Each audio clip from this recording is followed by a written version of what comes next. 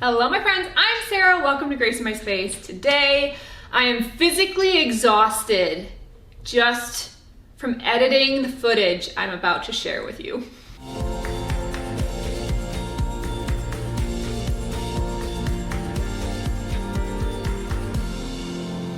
Now, if you're new to my channel, then you may not have known we recently moved. We have remodeled the majority of the house in the last 9-ish months. And now we are embarking on a small living room addition that will complete the renovations to our home. But that journey is easier said than done. While most of my remodel and renovation videos over the last 9 months have focused indoors, today I want to tackle what we've done outside. The property has around 20 beautiful acres, but all of the landscaping around the house was completely forgotten and lost and overgrown and a nightmare. So over the last couple of months, we've been tackling these spaces and we're gonna do a spring cleanup today and show you our landscaping and gardening plans. Plus, we broke ground. Let's go back to last summer. This is what the house looked like when we moved in. There was an in-ground pool that had been filled in with dirt. They must have had a garden, but over time, as you can see, every single landscaped area was completely overgrown. We also had to replace the original septic and drain field, making this entire backyard have to be completely torn up. And while they were in that process, we also took out the concrete pool and left it as dirt for the winter. And now here we are several months later, and it's time for some massive spring cleanup. There are a lot of beautiful established beds, as you can see from this border, but they were all completely overgrown, most of them with weeds rather than with perennials. And so we're going to just be tackling each one of these beds one at a time, cutting back all of the overgrowth and trying to see exactly what we're working with. Next, I recruited my son to help me build 2 new beautiful raised beds from Vego Garden. I went with their modular metal food safe raised beds. These are the 32-inch tall version, which is going to be amazing so that I'm not kneeling or bending over to do my harvesting and my weeding and my planting. And they were very easy to assemble. It was easier with 2 of us to hold the long sides because we chose to put it together with the 8-foot version. However, it's totally doable for 1 person as well. I'm starting small with 2 of these and 2 more that are coming, and it's going to be beautiful. It has this really nice edging to prevent any cuts from sharp edges. And this 10-in-1 option comes with so many different configurations that you can put together. I chose to do the 4x8 foot so that I can do a trellis in between my 2 beds, and this is how they turned out.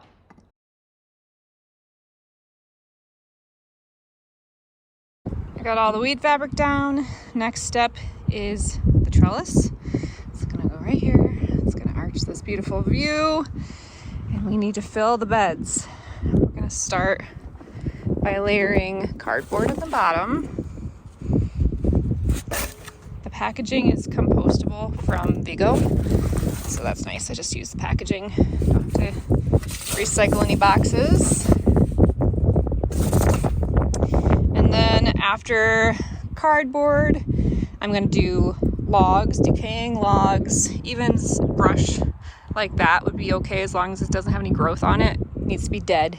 Then a layer of things like this, just decaying natural organic elements, and then a layer of compost and a layer of soil. And that way you're not filling these massive beds all the way with soil, which would cost thousands of dollars. You're using a lot of waste, and it's going to be really good for the plants at the same time. So I've gotten thus far. This is a really interesting and kind of ingenious system. So you actually install it onto the beds rather than having to build a trellis on the ground and like have it be flopping everywhere. So you're building it from the beds all the way up, piece by piece, and it actually is making it so much easier and doable for one person to do it alone.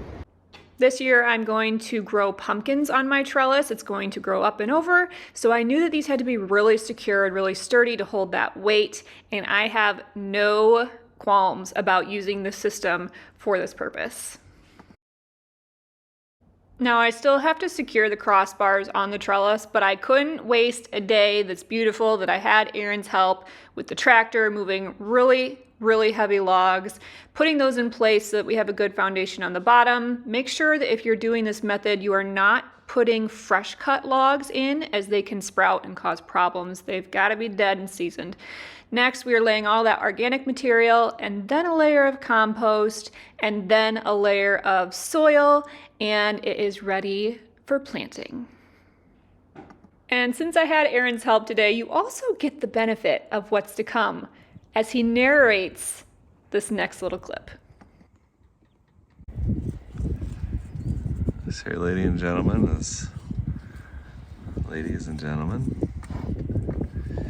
is Grace in my space working her new garden. As you can see, there's a lot of focus and attention to exactly how the dirt goes with the glove. So she digs with her fingers. You see there she uses 2 fingers, not 1. Drops in the seed. What are we planting here? Pumpkins. Let's get it tight on that. See that? She puts a couple in each hole.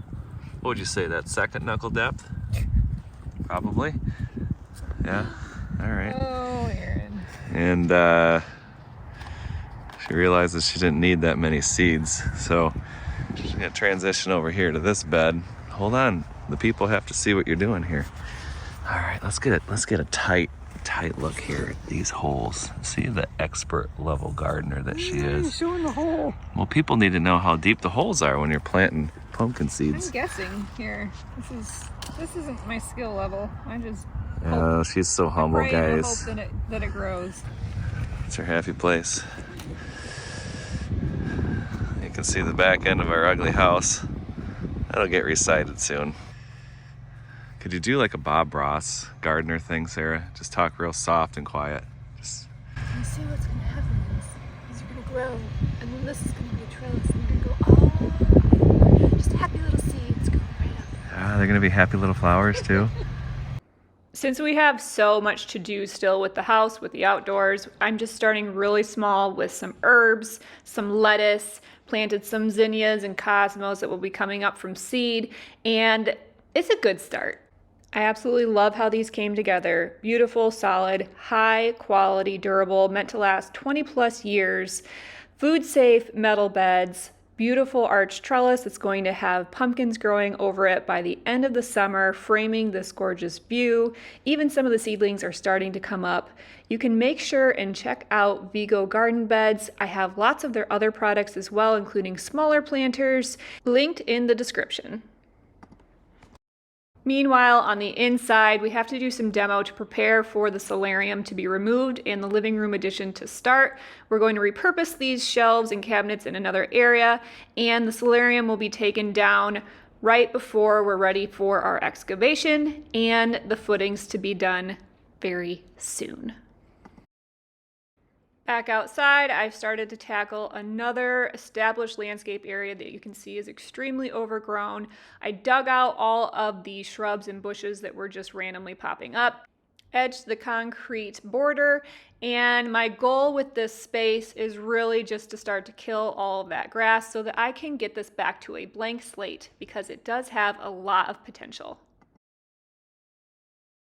I have one perennial that I planted in a pot from the last house and brought over, a dappled willow. It came back by some absolute miracle, so it's going to be the one and only plant that's going to be growing in this bed intentionally right now. I placed cardboard down to help prevent weeds coming through. This is a great method. If you would like to kill grass and have a little bit of weed prevention without spraying a bunch of chemicals, I wet it, and then I tried to install landscape fabric on a hill, which was a little bit tricky, but we made it work. And all I'm trying to do right now is bring this back to a blank slate so that I have the ability to plant it once the addition is done. I also had this bright idea to bring really heavy rocks that I'm not strong enough to lift into the space, but you know what? Willpower is an amazing thing.